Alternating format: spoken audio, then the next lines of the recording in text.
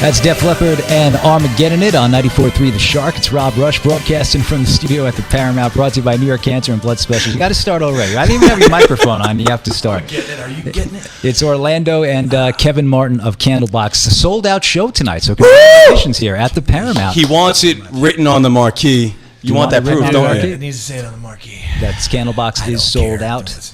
But this is your first time back in a while, man, so welcome back. Thank you very much. I'm happy to be back, and we are so happy to be playing a sold-out show at the Paramount. This venue is so amazing, man.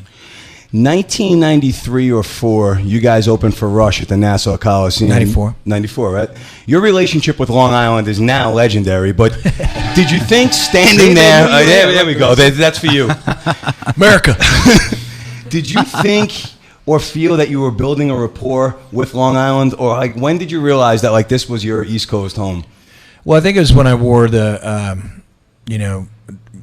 I wore the jersey, where I wore the T-shirt of the Real Men Wear Black on Letterman, just to make a point. No, I'm just kidding. I don't know. I mean, I think it's always kind of been. I think maybe our first show on Long Island was kind of what solidified our career here. You know, it's working class, blue collar people that like real rock and roll, and they're not ashamed to admit that they like a band like Candlebox or a Nickelback or a Shinedown, or they're proud of the music they like, and I think that's a rarity in this day and age. You know, any town that has that kind of fever, it's usually for a sports team.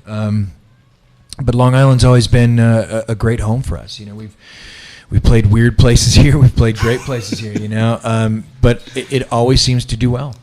You guys are doing the album in its entirety, the debut album tonight, and it came out, I hate to say it, but longer than I would like to admit. Did you think when you first came out with that album that 25 years later you would be playing it in its entirety on a tour that was still going strong and selling out tonight? You're sold out tomorrow night. No, I really didn't. I mean, I think when we made the record, we knew there was an opportunity for us, for a band like Candlebox. We were different enough from what was happening in Seattle at the time, and we had enough moxie that we would be able to find an audience. The fact that by the time we got home at Christmas, the record, had sold 250,000 units. Wow. I was freaking out. Then we did the tour with Rush, and they brought us our gold plaques when we were in Cleveland with them, and they brought them to us. And said, the guys in Rush did? They said, "Congratulations, you've just sold pretty cool. 500,000 records." I don't think I would have even then believed that I would still be around. You always want it. I wanted Candlebox, Pete, Barty, Scott, and Kevin to be Aerosmith. That's what I wanted for this long, and that just wasn't in the cards. The interesting thing is that the band that I have now is so much better than Candlebox was in 1993. Well, Brian's a great guitar player. Brilliant Brian player. Quinn, Island's brilliant, and of course having Dave behind the kit. And the pocket that he makes big enough for everybody to fit in. This is the band that I wish I had. Not to be an ass, but this is the band I wish I had back in. But you're speaking honestly. 93. You hear about bands that hate each other, but they get on stage and they still are able to do it. Do you honestly feel, because you're known for your explosive live show, that because you get along, that your show has improved? Do you honestly feel like the chemistry is there because you guys are family? Yeah, these are my best friends. These guys. And I'm not discounting Pete and Barty and Scott. Love them. Yeah. But we had different visions.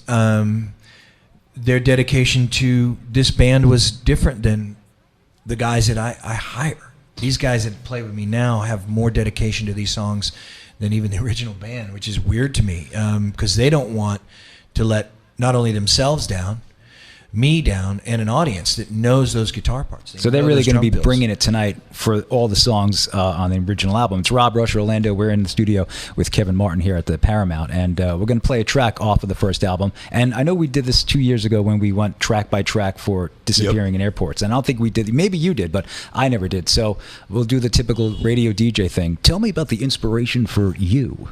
Well, the inspiration behind that song.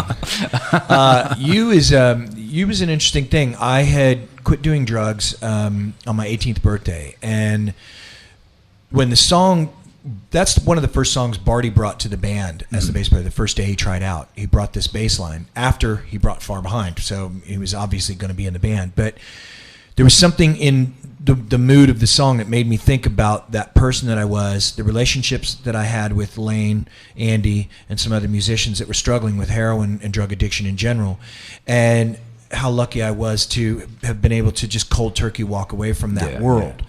And so it's a song lyrically about how enticing that drug can be, what it won't do for you, and what you won't do for yourself, and what you will do and what you will do for the drug. And so it's a conversation between the drug itself and my character, and not wanting to go back to who I was. And we're going to hear that song right now. It's You on 94.3 The Shark. Kevin Martin's hanging out with us in the studio at the Paramount. Sold out show tonight.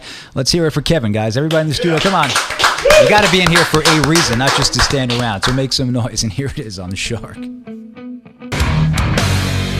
That is Metallica, Ain't My Bitch on 94.3 The Shark. We are coming to you live from the studio at the Paramount, brought to you by New York Cancer and Blood Specialists. And it is a sold-out night here tonight at the Paramount with Candlebox. Orlando and I are hanging out with Kevin Martin. What's that? What's that Metallica song called? Ain't My Bitch? Ain't My Bitch.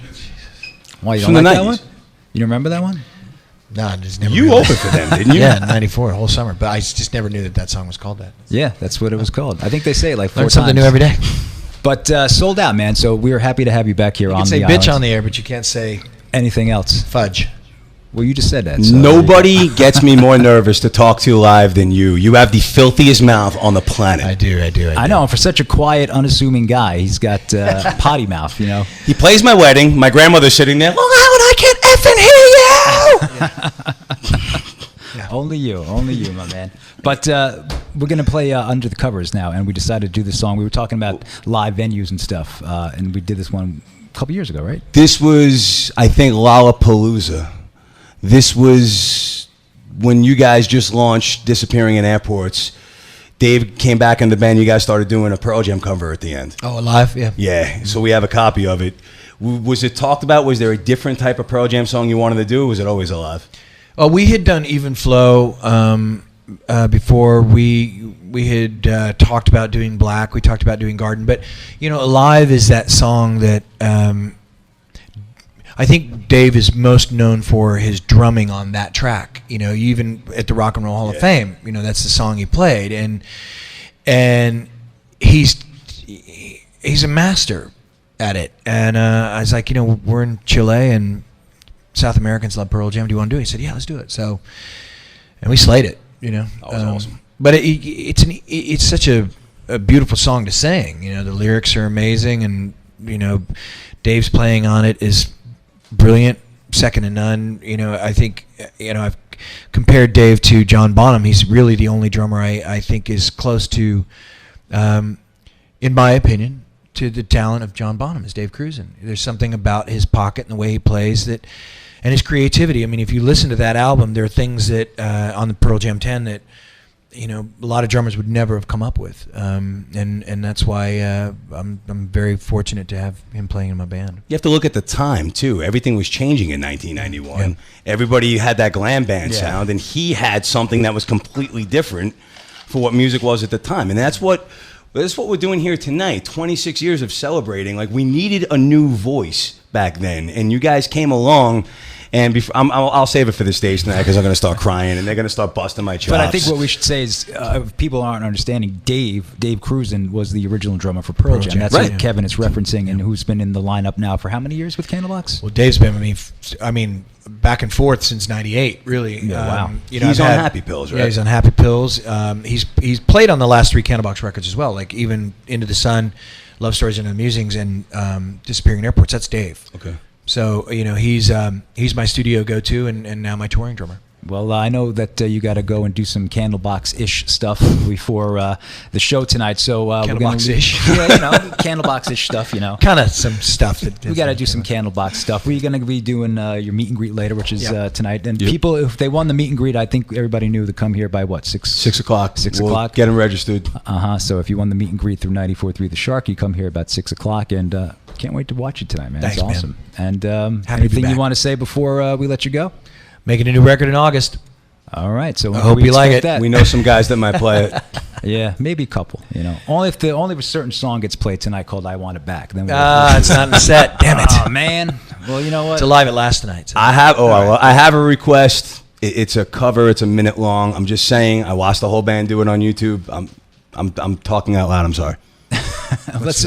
We'll play your version of Pearl Jam's "Alive." It's under the covers, and that's brought to you by our friends over at Honda City in Levittown. Which, by the way, Orlando will be tomorrow, 1 to 3, right? 1 to 3. Right. Hungover. Do I swear in this? I don't know. We checked. We checked. Yeah, You're good. twice. You're good. Surprised. Yeah. Here's Rob, pass me Candlebox that. in live on 94.3 The Shark.